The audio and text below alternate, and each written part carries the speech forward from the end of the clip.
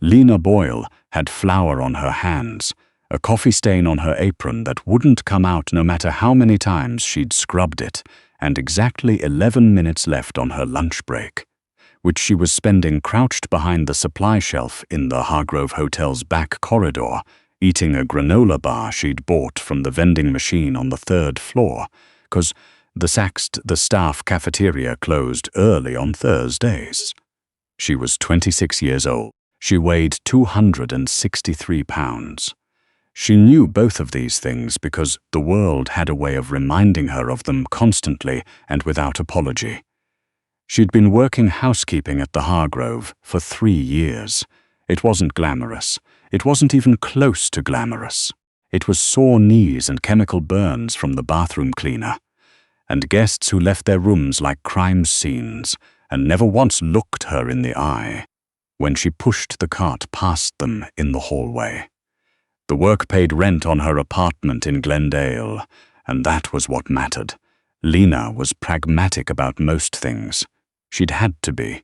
She finished the granola bar, folded the wrapper into a perfect square out of habit, tucked it in her apron pocket, stood up, stretched her lower back until something popped, pushed the cart back out into the hallway. The 12th floor of the Hargrove was different from the others. She'd noticed it her first week on the job and had never stopped noticing it. The carpet was thicker. The air smelled different. Not the industrial cleaning product smell of the lower floors, but something quieter, more expensive, like cedar and old money. The guests on 12 didn't leave their doors cracked. They didn't make small talk. Sometimes there were men standing in the hallway who weren't guests, who wore black suits, and had the particular kind of stillness that Lena associated with people who had been trained to be still. She'd learned to move through the 12th floor quietly, efficiently, and with her eyes forward. The suite at the end of the hall, 1208, had a "Do Not Disturb" sign on the door every day. Every day except the last Tuesday of the month, when housekeeping was permitted to enter between 2 and 4 in the afternoon, and only if the primary guest had specifically authorized it in writing. Lena's supervisor, a compact Haitian woman named Bernice, who had been at the Hargrove for 22 years, had told her this on her first day assigned to 12, and had said it with the particular tone of someone who doesn't explain things twice. Lena had memorized the schedule. She was good at memorizing things. It was the last Tuesday of October. She knocked on the door of 1208 at 2:15, cart beside her, the way she always did. She waited the required 30 seconds, knocked again. Nothing. She used her keycard, stepped inside, and started with the bathroom the way Bernice had taught her. Work from the back of the suite forward, always, so you're moving toward the exit. The suite was enormous. She'd cleaned it 4 times before, and still found herself briefly disoriented by the scale of it. The high ceilings, the floor-to-ceiling windows that looked out over downtown, the dark wood furniture that probably cost more than she made in a year. There was always a smell in here that she couldn't quite name, something sharp and clean, like a forest after rain, but with an undertone of cigarette smoke that had been aired out but never fully gone. She was stripping the bed when she heard the elevator. She didn't think anything of it at first. Then she heard voices in the hallway, more than 2, the low-measured kind, the kind that people use when they are being careful about what they say and where. She kept working. The door to the suite opened. Lena straightened up. There were 3 of them. The 2 in the back she'd never seen before. Both younger, both with the same black suit stillness as the men she sometimes saw in the hallway, except these ones were watching the room rather than looking at her. The one in front was different. He was somewhere in his mid-40s, tall, well-built, the kind of man who had clearly been broader and harder 20 years ago, and had kept most of it. Dark hair gone silver at the temples. A suit that fit him the way suits in magazines fit people, except this one was real, and it was on a real person standing 6 feet away from her. He had a face that had seen things. Not in a dramatic way, Not the way faces look in movies, but in the quiet way of someone who had made decisions that other people couldn't make, and had lived with the outcomes. He looked at her the way people on the 12th floor usually looked at her, like she was part of the furniture that moved. "Who authorized this?" he said, not to her, to the air behind him, where one of the other men immediately produced a phone. "Tuesday schedule, Mr. Cavallo. Standard protocol. The room was cleared for housekeeping between 2 and 4. The man? Cavallo looked at her again. This time it was slightly more direct. "You're new," he said. "I've been on this floor for 3 years, Lena said. Something shifted almost imperceptibly in his expression. He hadn't expected her to answer. People in her position, cart in hand, apron on, scent of industrial cleaner on her sleeves, generally didn't. She knew that. "Finish quickly," he said. Then he moved to the window and stood there with his hands in his pockets, and the 2 men by the door settled into their stillness, and Lena went back to stripping the bed. She kept her movements economical. She'd gotten good at that, at being efficient without being hurried, because hurrying made people assume you were nervous. And nervous people dropped things and drew attention. She worked her way through the room with the quiet focus of someone who had been doing this long enough that her body knew what to do without her brain supervising it. She was remounting the bathroom towels when she heard it. The 2 men by the door had been talking quietly, not quietly enough. "Told Gaza the distribution thing's a problem. Too much heat on the East End after what happened with De Luca. So move it. Can't move it without the Pellegrino people signing off, and Pellegrino's not gonna sign off until." The first man glanced at Lena. She didn't react. She went on folding the hand towel into the standard triangle shape that Bernice had insisted on. There was a pause. Then the second man said something low and sharp in Italian. She kept folding. The first man responded, also in Italian, but with the particular clipped cadence of someone from Palermo, not Rome. She'd learned the difference when she was 19, sitting in a cold apartment in Queens, with a 37-year-old linguistics professor who had been so proud of the distinction that he'd made her repeat it 40 times. She hung the towel, moved to the other side of the rack, kept her face neutral. What they said was not intended for her ears. She understood that, and she did not look up. Cavallo had turned from the window. He was watching her now. She could feel it without seeing it. The particular weight of being looked at by someone who was accustomed to seeing everything. "How much of that did you understand?" he said. Lena picked up her caddy and moved out of the bathroom. She looked at him. "Enough to know that your distribution issue isn't just about Pellegrino," she said. "It's about the fact that you're running the same corridor you were running 18 months ago, which means you're predictable, which means you've got someone on the inside who's been feeding your pattern to the people applying the heat." The room went completely quiet. It was the kind of quiet that has a texture to it. She'd said it the same way she said everything, evenly, factually, without emphasis, and the silence that followed had a quality she recognized from the handful of times in her life she had surprised someone who did not expect to be surprised. One of the men by the door took a step forward. Cavallo raised one hand without looking at him, and the man stopped.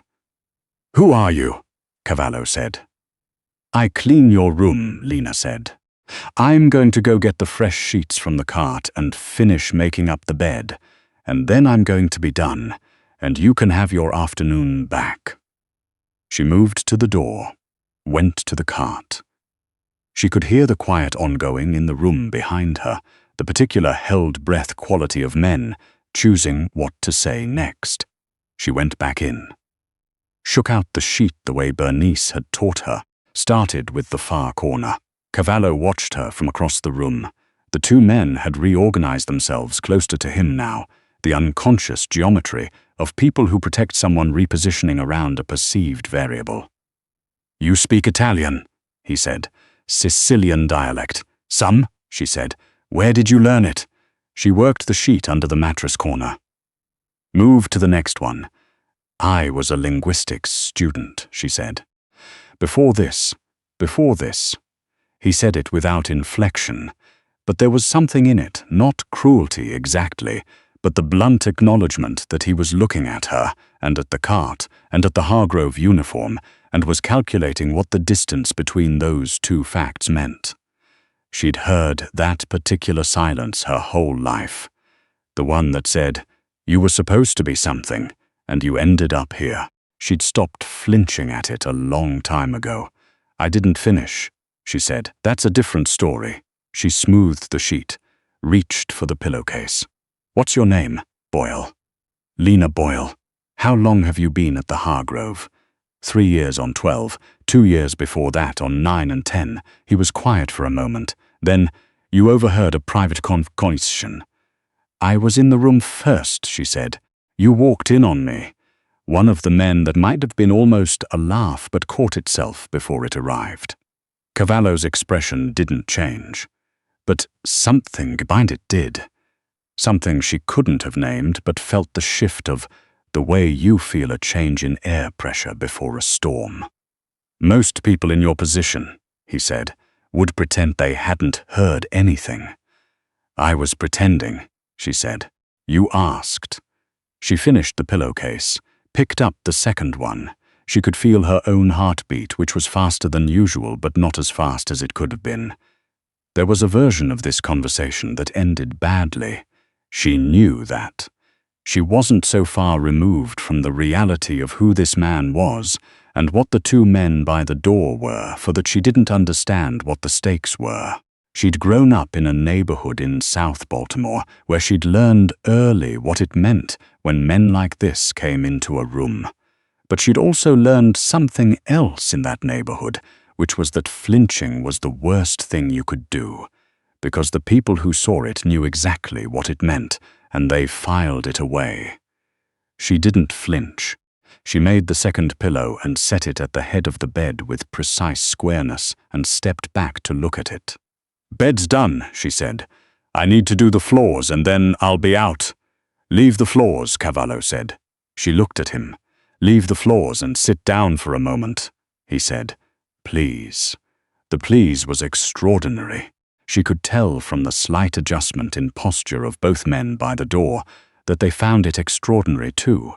She sat in the chair by the window, not because she was afraid of what would happen if she didn't, or not only because of that, but because she was deeply, genuinely curious about what came next, and that curiosity had always been the thing in her that she'd never managed to train down. Cavallo sat across from her. The two men drifted back toward the door with the seamless quiet of people who understood when to make themselves peripheral. "Tell me what you studied," he said. "Linguistics. Language acquisition and historical dialectology focus on Romance languages and their regional variants, Calabrian Italian, Sicilian, Venetian. Some Occitan. Where? Georgetown. Full scholarship." She paused. "I was there 2.5 years. What happened?" She met his eyes. They were dark gray, she noticed, the kind of color that looks like one thing in low light and something different in sun. "My mother got sick," she said. "I came home. The scholarship had a residency requirement. I didn't meet it." He didn't say he was sorry. She appreciated that. The people who immediately said they were sorry were often the ones who felt the least and simply wanted to move past the moment. He just nodded once, like someone processing a fact, and she found that she respected it. "The distribution corridor," he said. "You said 18 months. Your schedule on 12 runs the last Tuesday of every month," she said. "You've been here for 18 of them. I notice things. It's how I was built, and the inside source." "I don't know that," she said. "I made an inference, probably a wrong one. I don't have any information that would support it specifically. I just know that if a pattern is being exploited, it's because someone knows the pattern." He looked at her for a long time. She held the look without difficulty. She'd been looked at all her life, assessed and measured, and usually found wanting, too big or too poor or too something, and she'd never stopped looking back. because looking back was the only thing she'd ever had complete control over. "What do you make a year?" he said. "Enough. That's not an answer. It's the answer I have," she said. "What I make is my business." The corner of his mouth moved, not quite a smile, the ghost of an acknowledgement. "Fair enough," he said. "What if I told you I might have a use for someone who speaks Calabrian and Sicilian and notices things? I'd ask what kind of use. Listening. Pattern recognition." He leaned back slightly. "Discreet work. I have a job. I'm aware of that. I'm good at my job. I can see that," he said. He glanced at the bed, the clean lines of it, the squared pillows. "I'm not suggesting you aren't. I don't know who you are," she said. "Beyond the name your man used." "You know enough," he said. "That's why we're still having this conversation." She thought about that. It was true. She knew what the 12th floor was. She knew what men with that kind of stillness, standing outside rooms in pairs, meant. She'd been cleaning around it for 3 years, the way you clean around a power outlet. You know what it is. You work with appropriate care, and you don't stick your fingers in it. But she'd also spent 3 years watching, listening, the way she'd always listened to everything since she was 8 years old, and had realized that listening was how you learned what the room was really saying, underneath what people were saying out loud. Underneath, and she'd learned things up here, things she hadn't looked for and hadn't asked for and had never told anyone. "I don't work evenings," she said. "I'm at the Hargrove days. That can be accommodated. I'd want to know what I'm translating before I translate it. I'm not a tool that you point at something and pull the trigger. No one said you were. I'm saying it." He looked at her again, that particular kind of looking that she'd noticed at the beginning, and was now recognizing for what it was. He was reassessing. Not in the condescending way that people reassessed her, usually downward, usually recalibrating from some initial assumption that had turned out to be wrong in the direction of less. This was different. This was upward. She felt the distinct and strange sensation of someone deciding she was more than they'd thought, and she was surprised to find that it felt almost exactly as uncomfortable as the alternative. "The Pellegrino situation," he said specifically. "There's a meeting at the end of the month. I need someone who can listen in on a side conversation that will happen in Sicilian. My Italian is functional, not fluent, and my people's is worse. I need someone who's not connected, not part of the structure, so if something goes wrong, you can say I was just the help." He didn't blink. Yes. She'd expected him to dress it up. He hadn't. She found she respected that more than she would have the dressing up. "And if I say no," she said. "You finish the room and go back to work and we don't speak again," he said. "You heard things today that weren't meant for you.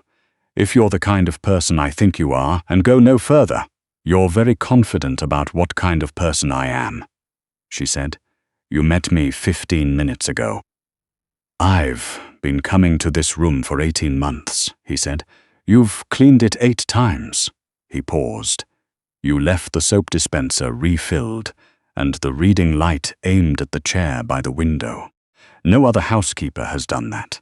You noticed I read there." The room was quiet. Outside 30-some floors below, the city went on making its perpetual noise. 2 weeks, she said. "You'll tell me what I need to know before the meeting. Full context. Not just the name and a photograph. And I keep my job at the Hargrove. This doesn't replace it. It's in addition to it. Agreed.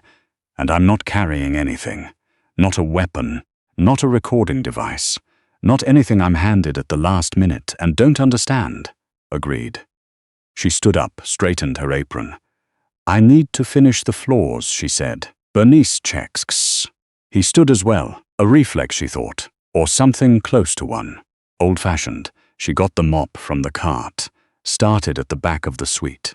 The 2 men by the door had gone somewhere quieter, out of her sightline, and Cavallo had moved back to the window, and the room had resumed its expensive cedar and money quiet, and Lena moved through it with the same economical precision she moved through everything, the mop going where it was supposed to go, her breathing even, her hands steady.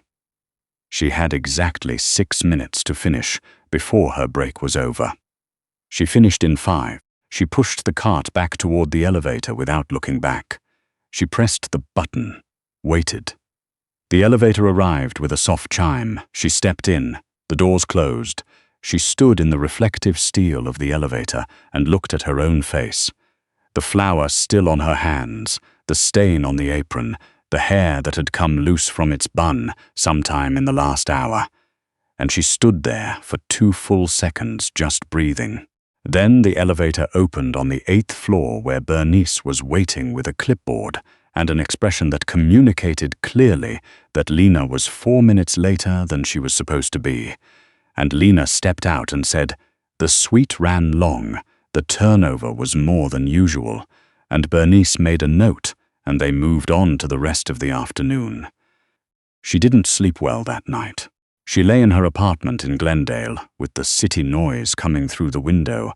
She always kept cracked 2 inches, and she stared at the ceiling and ran the conversation back and forth, the way she'd always run things back and forth, the habit from school, the instinct of a person who couldn't turn her own brain off at the end of the day.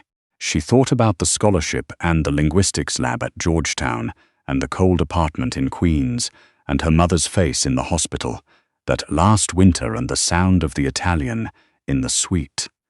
The particular clipped R's of Palermo, the doubled consonants, the vowel sounds she'd spent months learning to produce correctly.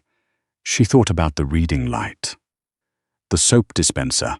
She thought about the word yes, flat and unadorned, when she'd asked if they would use her expendability as cover. She was a practical person. She had always been a practical person, because practicality was what you developed when you grew up without a safety net, and understood from an early age that idealism was a luxury, and that survival required the ability to see things clearly. She saw this clearly. She knew what it was, and she knew what it wasn't, and she didn't dress it up. But she also knew this. She was 26 years old, and she had spent 3 years moving through other people's rooms and making them clean and going home and doing it again. And something in her had been getting quieter for a long time. That voice she'd had at 19 that could spend 4 hours discussing the phonological history of Sicilian vowel shifts with a kind of joy that felt physical, and she didn't know what to do with the fact that for the first time in 3 years, something outside her own brain had reached in and found it. She was at the Hargrove at 7 the next morning. She cleaned 12 rooms on the 9th floor and ate her lunch in the break room and didn't think about Cavallo once, or told herself she didn't. 2 weeks later, a card appeared in her locker. No name, no return information. An address in Brentwood and a time and a date. 5 days out. She turned the card over in her hands, held it, set it on her kitchen counter, made a cup of coffee, drank it standing up because her feet hurt, and sitting down for the first time in an 8-hour shift always made her feel like she might not get back up again. She picked the card back up. Lena Boyle was practical. She had always been practical. She memorized the address and burned the card over the kitchen sink and washed the ash down the drain. 5 days later, she wore her good blazer, the one she'd bought at a Goodwill in Silver Lake 2 years ago and kept cleaned and pressed on its hanger, and wore exactly twice a year, which now made it 3 times, and took the bus to Brentwood because she didn't have a car and hailed a cab for the last 3 blocks. Because she'd rather arrive looking like someone who'd made choices than someone who'd had no other option. The house was set back from the street behind hedges that were professionally maintained. A man she didn't know opened the gate and walked her to a side door. Inside, the house smelled like the suite on 12, cedar, money, that particular quality of space that comes from rooms that are large enough to have air in them. There were 4 other people in the room. She recognized none of them.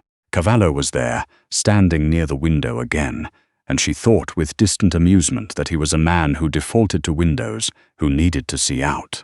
He looked at her when she came in. You came, he said. You gave me an address, she said.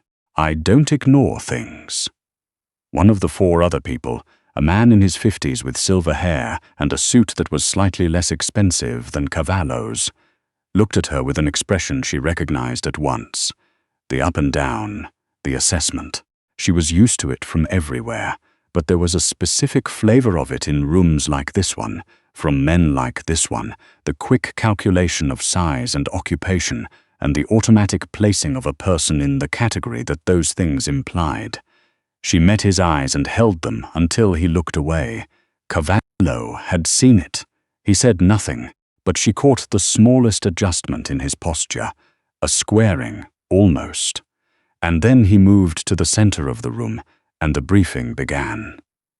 Her job was straightforward. The Pellegrino associates, who were coming in 2 days, would meet formally in the main dining room. But there would be a secondary conversation. Shorter, between two men who trusted no one in the room to understand them if they spoke in Sicilian. Lena would be present as staff. She would carry food and keep to the periphery. And she would listen and remember, and afterward she would report to Cavallo exactly what had been said. There won't be a recording, she said. No recording, Cavallo said. Anything recorded is evidence. I need someone who can keep it in their head. I can keep it in my head, she said. I know, he said. He said it simply, without the particular emphasis of a compliment, which was why it landed the way it did. She went home. She prepared the way she prepared for everything she took seriously. She spent an evening refreshing the specific vocabulary domain she expected to encounter, the particular idiomatic constructions of the Western Sicilian dialect, the slang that she'd had to learn from secondary sources because no textbook catalogued it properly. She went to bed at 10 and lay there running conjugations in her head the way other people counted sheep. The night of the meeting she wore black because she'd been told to wear black, and arrived at the designated entrance at 7, and was handed a tray and positioned near the east side of the room. The table was long and set for 20. The Pellegrino people came in around 8, 6 of them. Well-dressed, unsmiling. The kind of easy authority that comes from people who have been important for long enough that they no longer need to perform it. The 2 she'd been told to watch were called Gianni, and the other one she never caught a name for. Just a heavy-set man with a watch that cost more than her apartment. They were seated at the far end of the table. They barely spoke during dinner. After dinner, when the room shifted toward dessert, and the noise level lifted, they moved together toward the window. Lena moved toward the side table with the dessert service. She was close enough. She kept her face calm and her hands steady, and she listened. They spoke for 11 minutes. She kept count without thinking about it. The same way she'd always kept count of things without meaning to, her brain sorting and filing with the compulsive orderliness of a machine that doesn't have an off switch. What they said was not about distribution. It was not about corridors or patterns or Pellegrino's approval of anything. It was about money that had been moved in the past 8 months, specific amounts, a specific account in Zurich, a specific name attached to that account that Gianni said with the careful neutrality of someone who did not trust the name they were speaking. The name was one she knew. It was the name of the man who had looked at her with the up and down in the briefing room 2 days earlier, the silver-haired man in the slightly less expensive suit. She stood by the dessert service, and she thought about that, and she kept her face exactly as it was. After the meeting ended and the room began to disperse, she found Cavallo in the hall. He took her to a smaller room off the main corridor. She told him what she'd heard, all of it, verbatim, including the Zurich account information, and the amounts and the name. She watched his face as she spoke. It was controlled, that face, built for controlled, and what moved across it was very small and very brief, and would have meant nothing to someone who wasn't paying attention. But she was always paying attention. He had not known about the silver-haired man. "You're sure?" he said. "I'm sure," she said. "I have a very good memory. It's the only thing I've never lost." The room was quiet. He stood there with the weight of what she'd given him, and she watched him hold it. And she thought, not for the first time, not the last, that there was something clarifying about seeing a person make a decision in real time, the moment when all the calculation comes together into something irreversible. "I owe you," he said. "You're paying me," she said. "More than that," he said. "This is more than what we agreed to." She thought about 3 years of pushing the cart, and the flour, and the coffee stain, and the chemical burns, and the crouching in the back corridor with a granola bar. She thought about Georgetown and her mother, and the apartment in Queens, and the voice that had been going quiet. "Yes," she said, "it is." He looked at her the way he'd looked at her in the suite, the upward reassessment, the recalibration, and this time she let it settle without discomfort, because she'd decided somewhere in the last 2 weeks that she was done being uncomfortable about being underestimated, because the only thing that mattered was what happened after. "Same arrangement," she said. "I keep my job. This is in addition, not instead. And I need 3 days' notice minimum, because I'm not leaving Bernice short-staffed." He almost smiled. She thought it was almost a smile. With a face like his, it was difficult to be certain. She took the bus home. She got in at 11:15 and took off the good blazer and hung it back on its hanger and washed her face and stood in the kitchen, in the quiet, and ate the other granola bar from the package on the counter. Outside, the city went on making its noise. Somewhere below her window, a car horn sounded twice, and then the night went still again. She had a 7 a.m. shift. She set her alarm and got into bed and lay there for a while with the ceiling above her, and the city below, and the Sicilian vowel shifts running their quiet loops through the back of her mind, and for the first time in a long time she fell asleep before she expected to.